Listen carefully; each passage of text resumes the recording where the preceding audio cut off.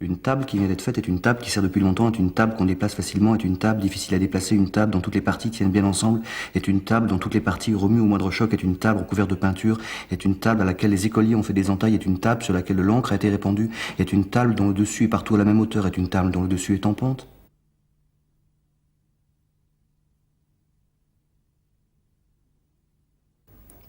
Venir au monde, c'est perdre la vie, c'est devenir grand, c'est devenir vieux, c'est tomber dans un état momentané qui ressemble à la mort, c'est se déplacer par le mouvement des jambes, c'est se mouvoir dans l'eau, c'est aller à cheval, c'est s'étendre horizontalement, c'est reprendre la position verticale, c'est se plonger entièrement dans l'eau.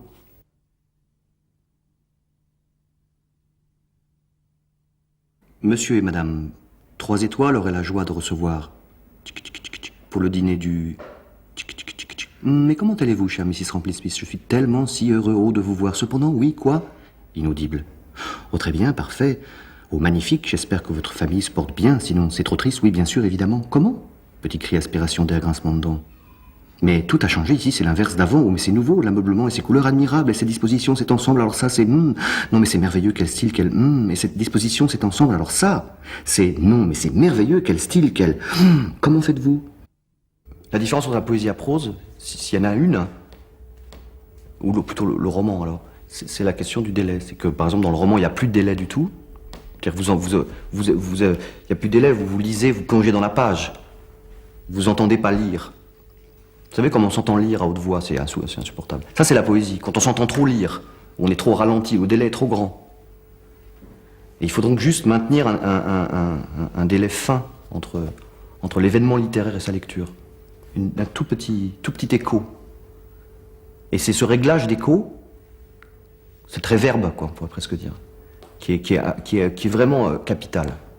J'avais construit une plateforme pour observer les oiseaux plus près du ciel entre les branches.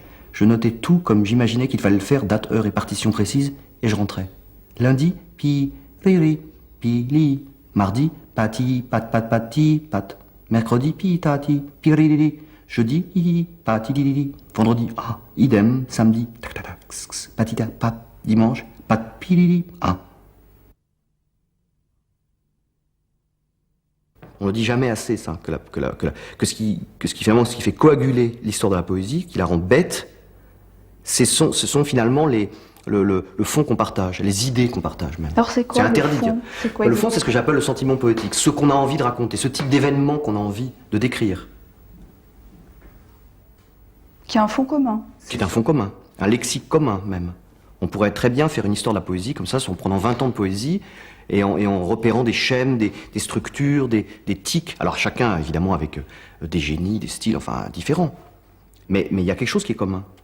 Donc ce sentiment littéraire, il faut en avoir, j'ai l'impression, je ne sais pas si je l'ai, mais en avoir une hyper-conscience pour qu'un livre, non pas soit nouveau, parce que la question n'est pas du tout la nouveauté, mais qu'il ne soit pas esclave, que la langue ne soit pas esclave d'un projet qui préexiste, c'est-à-dire qui serait une conscience littéraire collective, finalement. Dire, bon, bah, on écrit comme... C'est même pas le problème d'être original. La question donc n'est pas là, parce qu'on peut très bien utiliser des formes anciennes, on peut jouer sur des répétitions de schémas qu'on connaît, il ne s'agit pas d'être inédit pour autant. Mais avoir conscience exactement du degré de culturalité de son travail, le cru et le cuit, quoi.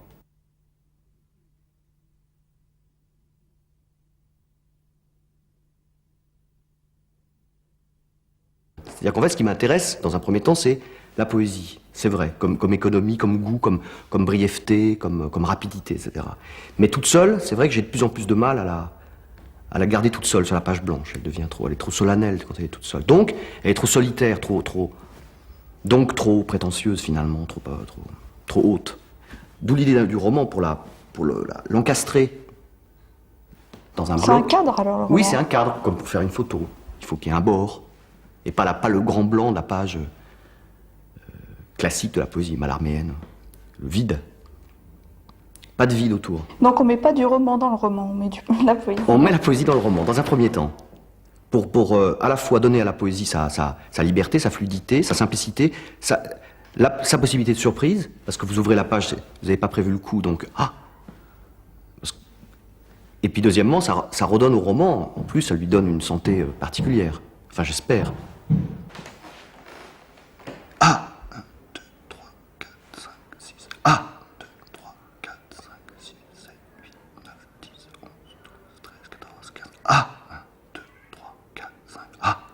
pour être fidèle à la question de la poésie ou de l'invention en poésie, moi, j'ai choisi l'option de pousser la poésie jusqu'à ses extrêmes, c'est-à-dire, si on veut être fidèle à la poésie, on est obligé de faire la poésie sonore, par exemple. C'est-à-dire d'aller flirter avec le son. Alors ça peut aller travailler avec des électroacousticiens, ça peut être avoir envie de prendre des micros, d'enregistrer. Bon, ça je sais pas le faire, mais j'ai envie. Ça donne envie aussi d'aller du côté de la musique, travailler avec des compositeurs, faire un opéra. Parce que, bon, ça peut être aussi très, très intéressant, mais je suis pas compositeur. Bon, ça peut donner envie de faire du théâtre, parce qu'à ce moment-là c'est le dispositif, c'est pas le théâtre comme problème de comédien qui m'intéresse, mais c'est le dispositif sonore, comme un dispositif sur la page. C'est absolument des questions poétiques. Mais c'est intéressant d'expérimenter, d'aller jusque-là. Ça pourrait aller jusqu'à faire des installations, donc terre plastique pour y revenir. On aurait envie de... je sais pas, de faire des choses beaucoup plus conceptuelles et visuelles. Et étrangement, maintenant, ce qui m'intéresse, c'est d'essayer de rassembler ces expériences. Et finalement, pour être encore plus fidèle à la poésie, je suis obligé de faire des romans, quoi. Ils chevauchèrent tout le reste de la nuit à travers la forêt. Andotino très calme. Récitatif. Les compagnons parvinrent ainsi au bord d'un val semé de fleurs, au bord d'un étang, au fond de l'eau transparente, au fond de l'eau transparente. Au milieu, l'on voyait sourdre une fontaine dont l'eau semblait fraîche. Lance, bzz, pique, f, hache, clac. Gerfaut, épervier, faucon, une belle petite lande. Une belle petite lande. Les chevaux s'arrêtent, balai. Sainte Marie-Dame, fit-elle en le voyant. Ah, des chevaliers. Dieu, Dieu, dit-elle à haute voix. Quel peut être ce chevalier pensif que j'aperçois au bord de la rivière? Retenez que j'aperçois au bord de la rivière. Deuxième tableau, au bord de la forêt, un vaste pré. Variation. Quel est ce voyageur perdu dans une pure ivresse? Sire chevalier, dit la demoiselle, il serait bien raison que je connusse votre nom. Psst, qui êtes-vous? Qui êtes-vous? À part. Ce doit être le nouveau chevalier, un chevalier mauvais. Ah, je suis le roi, baryton. Eh, dame, je vois bien qu'il faut l'avouer, du haut. Ah, dit-elle en souriant, il y a longtemps que je vous attends. Ah, l'instant d'après, confuse. Ah, je riais mais sans savoir, mais c'est de la folie, le roi. Et depuis quand m'aimez-vous? Parlons d'eau. Comment ne m'a-t-il pas donné son cœur? Le roi? Quoi? Troisième tableau. Quand il fut le temps de se coucher, on mena le roi dans une chambre où un lit était préparé dans les pavillons. Flûte, clarinette, hautbois, violoncelle courtoise. Le lendemain de bonne heure, maintenant, beau sire, levez-vous car il fait jour, dit-elle en ouvrant les volets. Beau sire, levez-vous. Elle tira de son doigt un anneau, vif, alerte et léger. Mais m'aimez-vous donc tant? M'aimez-vous donc tant? Elle lui baisa encore la bouche, le visage et les deux yeux tendrement, puis elle partit si triste. Deuil, partir, vif, alerte, air vif comme au vent du désert. Tous, bravo, bravo, le rideau s'abaisse lentement.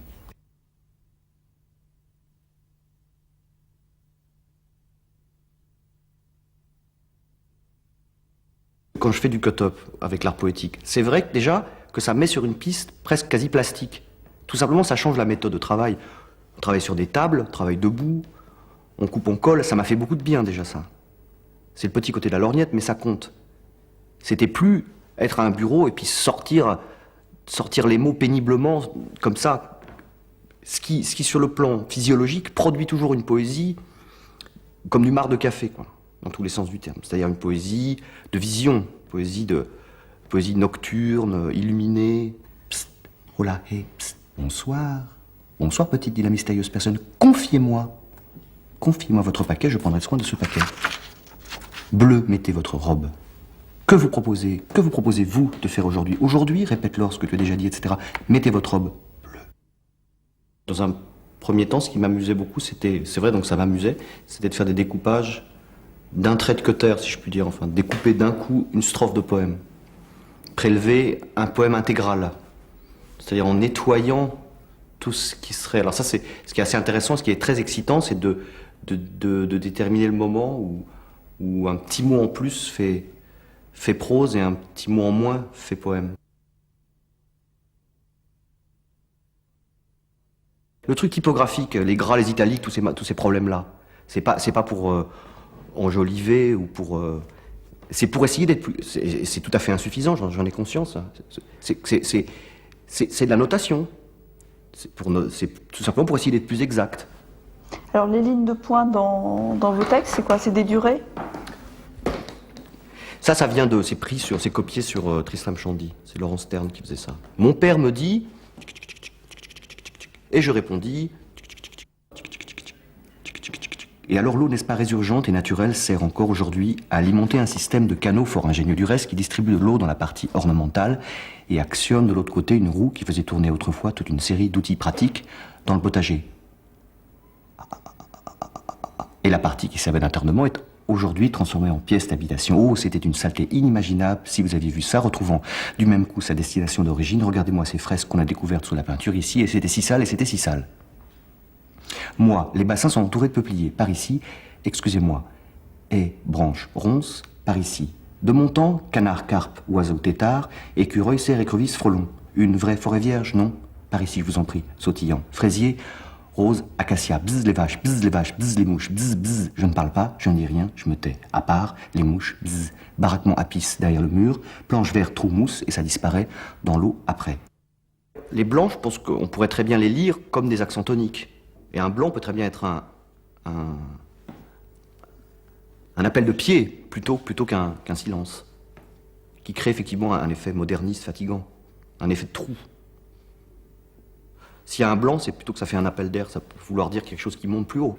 Oh, 1, 2, 3, 4, 5, 6, oh, 1, 2, 3, 4, 5, 6, 7, 8, 9, 10, 11, 12, oh, 1, 2, 3, 4, 5, oh. On passe sa vie à avoir peur de dire des banalités, non? C'est toujours ça, dans les histoires entre les gens, dans la vie de tous les jours. On a peur de coller au... Ou alors on est très très heureux quand on y arrive et que ça se passe bien. Quand on a le droit... Quand on est sincère dans la banalité. Exactement. Et qu'elle peut être entendue comme inédite en même temps. Et perçue aussi comme un langage commun. Comme un espéranto. Espoir dans l'espéranto. Donc, d'une certaine manière, la littérature, c'est un endroit où on a la possibilité de le faire. Vraiment. Dans le sentier profond, dans le sentier profond de la forêt profonde, sentier dans la forêt profonde, dans le sentier profond de la forêt, sentier profond dans la forêt, dans les sentiers profonds dans la forêt profonde, le sentier dans la forêt. Loin, profond, sous l'eau, les herbes.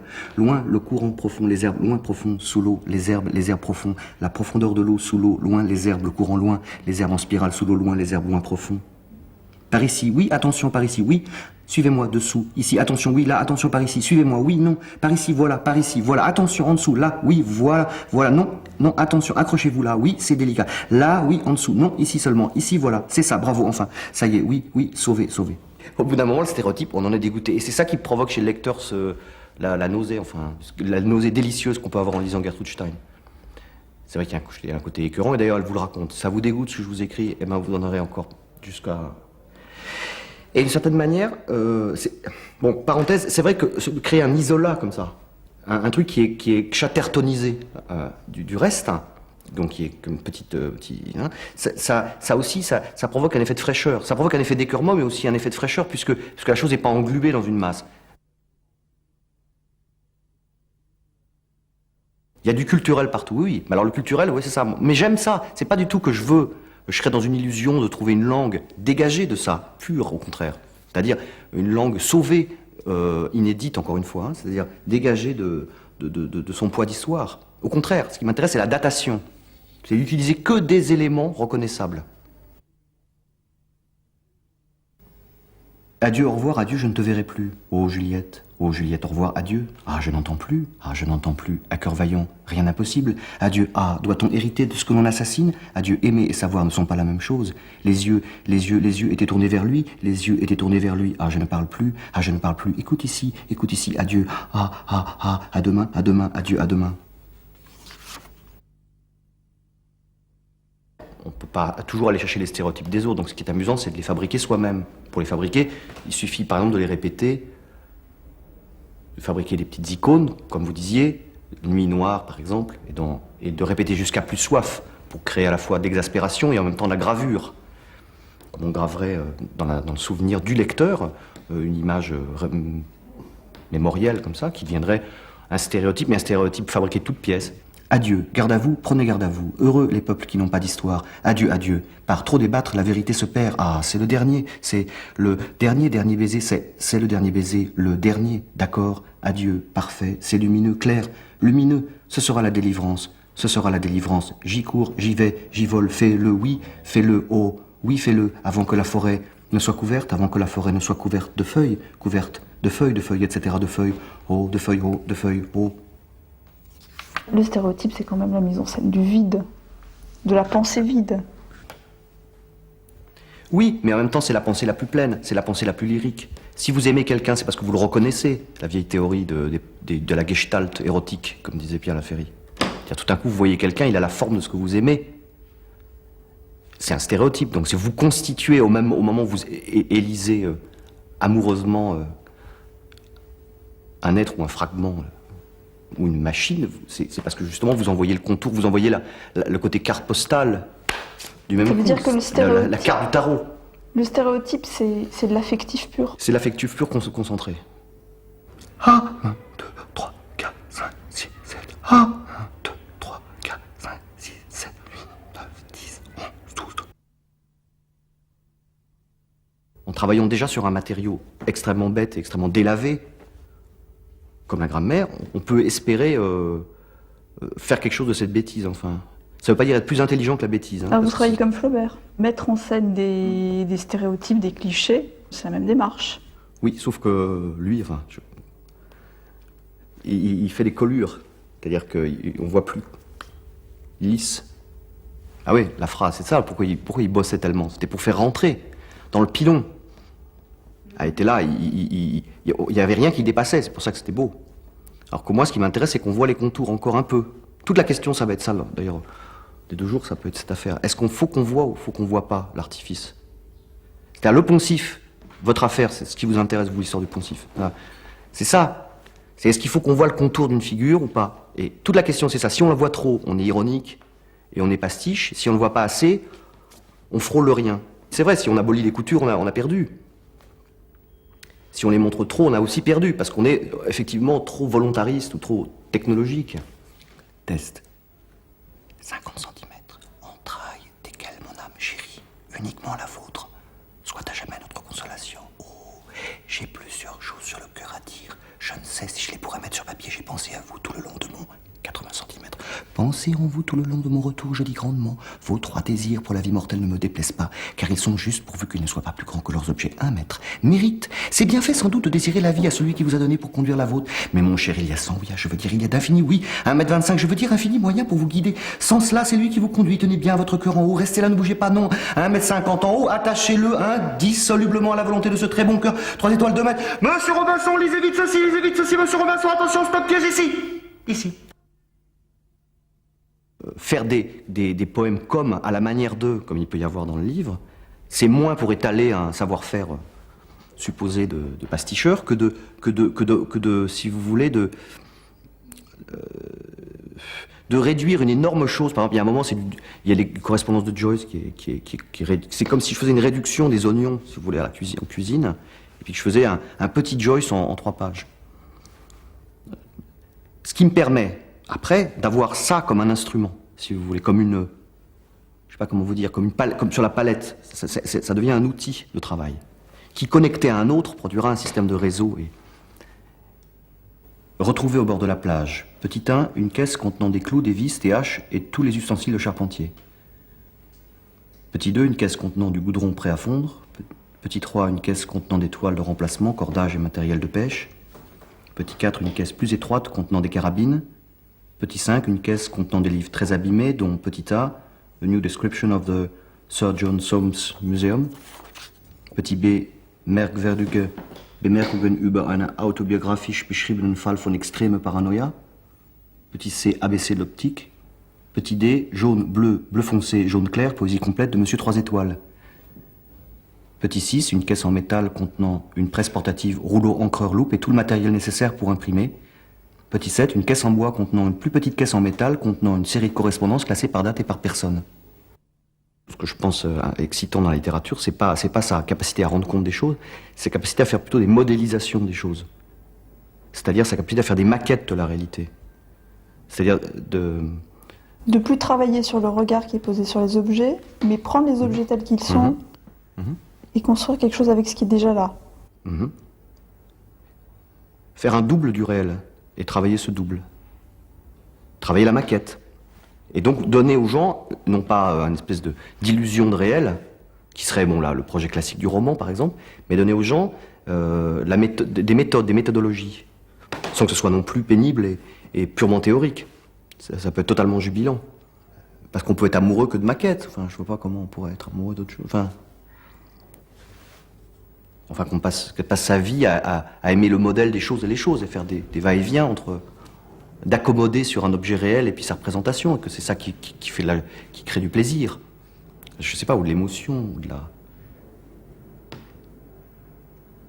Non?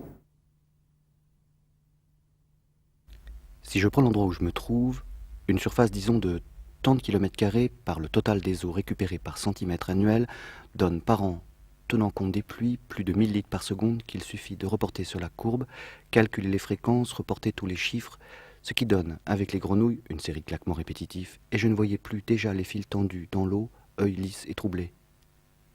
Et la nuit venait et j'entendais le cri des grenouilles géantes, une série de claquements répétitifs, et je ne voyais plus les fils tendus sous l'eau et je m'endormais. Plus un rêve, nuit profonde déjà vue, rien. Ni rien, ni le ciel, l'eau noire, ô liquide qui, sommeil est, patient qui ne peut pas finir, est ce qui ne... Patient qui ne peut pas finir est ce qui ne, patient qui ne peut pas, ce qui ne...